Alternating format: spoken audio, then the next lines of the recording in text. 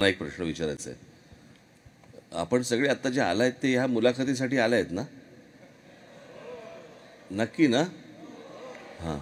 नाही, मला काय झालं होतं, एकदा मागे मी अ, अ, नगर जिल्ह्यामध्ये एक कर्जत तिथे प्रचार सभेला गेलो होतो. मी 95ची गोष्ट सांगतोय.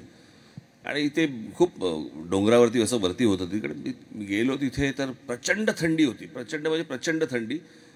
मी गेलो व्यासपीठावर तर सगळेजण कानटोप्या बिनटोप्या घालून होते. समोर बसलेली जी लोकं होती सगळं भरलं होतं.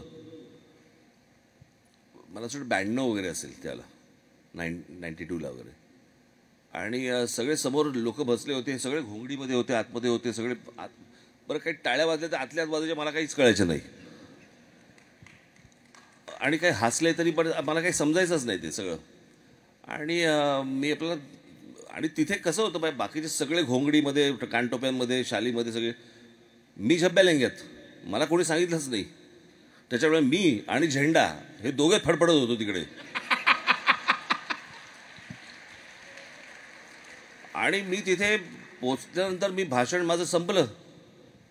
राष्ट्रगीताला लोक उभी राहिली, राष्ट्रगीत संपलं आणि लोक परत बसली. म्हटलं आता का बसलेत? नंतर पिक्चर आहे ना. तेव्हा मला कळलं पिक्चरसाठी आले होते, त्याच्यामध्ये मी भाषण करून गेलो. तर असं नाही आहे ना आत्ताची मुलाखत? असं नाही, असं नाही.